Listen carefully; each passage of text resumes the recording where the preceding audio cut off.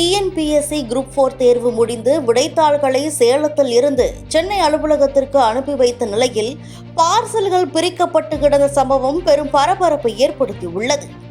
ஏற்கனவே நடந்த தேர்வு முறைகேடு வழக்கில் யாரும் தண்டிக்கப்படாத நிலையில் மீண்டும் தேர்வு சர்ச்சை எழுந்துள்ளதால் தேர்வு எழுதுபவர்கள் அச்சமடையும் நிலை உருவாகியுள்ளது. தமிழக அரசில் உள்ள பல்வேறு துறைகளுக்கும் டிஎன்பிஎஸ்சி மூலம்தான் தேர்வுகள் நடத்தப்பட்டு அரசு பணியில் சேர வாய்ப்பு உள்ளது. பல்வேறு துறைகளிலும் நேரடி தேர்வு முறைகள் மூலம் அரசு பணியாளர்கள் தேர்வு செய்யப்பட்ட நிலையில் பல்வேறு முறைகேடுகள் நடப்பதாக குற்றச்சாட்டுகள் எழுந்ததால் பெரும்பாலான அரசு துறைகளுக்கும் டிஎன்பிஎஸ்சி மூலம் தேர்வுகள் நடத்தி தேர்வு செய்ய அரசு உத்தரவிட்டது.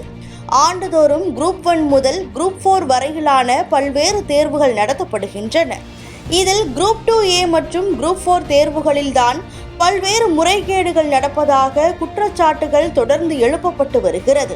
இதை தடுக்க தேர்வு தாள்கள் தயாரிப்பு முதல் திருத்தம் வரை சிசிடிவி கேமரா பொருத்தப்பட்டுள்ளதாக டிஎன்பிஎஸ்சி தேர்வாணைய அதிகாரிகள் கூறினாலும் தேர்வு மையங்கள் மற்றும் விடை திருத்தும் இடங்களில் முறைகேடுகள் நடப்பதாக குற்றச்சாட்டுகள் தொடர்கின்றன.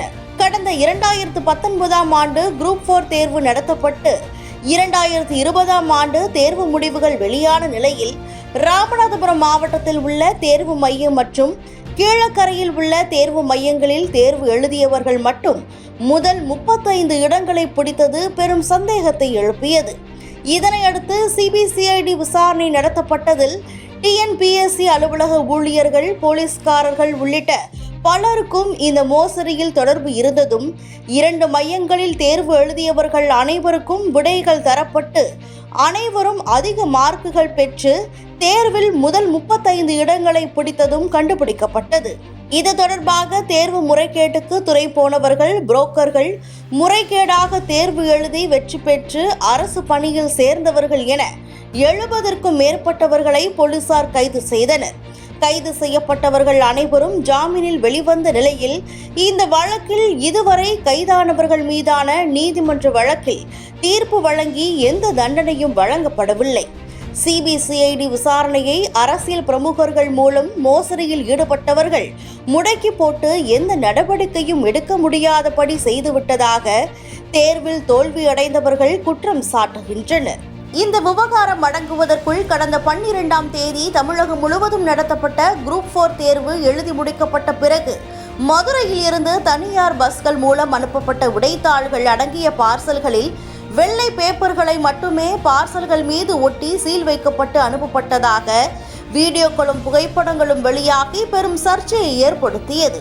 இந்த நிலையில் சேலத்திலிருந்து சென்னையில் உள்ள டிஎன்பிஎஸ்சி அலுவலகத்திற்கு அனுப்பி வைக்கப்பட்ட விடைத்தாள்கள் அடங்கிய அட்டைப்பெட்டிகள் முறையாக சீலிடப்படாமல் ஆங்காங்கு உடைக்கப்பட்டிருந்ததாக வீடியோக்கள் வெளியாகி பெரும் பரபரப்பை ஏற்படுத்தியுள்ளது.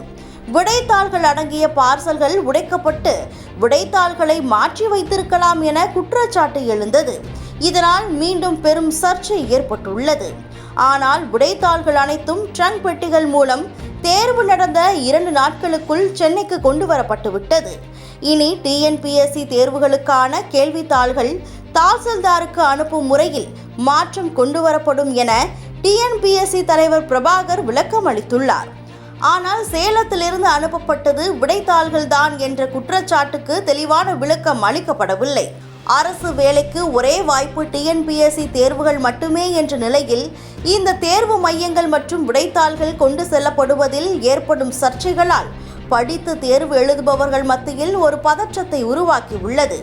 ஏற்கனவே டிஎன்பிஎஸ்சி தேர்வுக்கு தயாராகுவதற்காக தமிழக அரசின் சார்பில் அண்ணா இன்ஸ்டிடியூட் ஆஃப் மேனேஜ்மெண்ட் மூலம் தயாரிக்கப்பட்டு யூடியூப் சேனல்கள் மூலம் வெளியிடப்பட்ட மாதிரி வினாத்தாள்களை நம்பி படித்த தேர்வர்கள் பெரும் ஏமாற்றத்தை சந்தித்துள்ளனர்.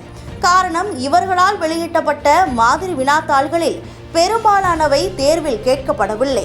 இதற்கு காரணம் 1 கோடி ரூபாய் செலவில் மாதிரி வினாத்தாள்களை தயாரித்தவர்களுக்கு டிஎன்பிஎஸ்சி தேர்வுகளில் எந்த முன் அனுபவமும் இல்லாதவர்கள் மூலம் வினாக்கள் தயாரிக்கப்பட்டதுதான் என்கின்றனர் இத்துறை ஊழியர்கள்.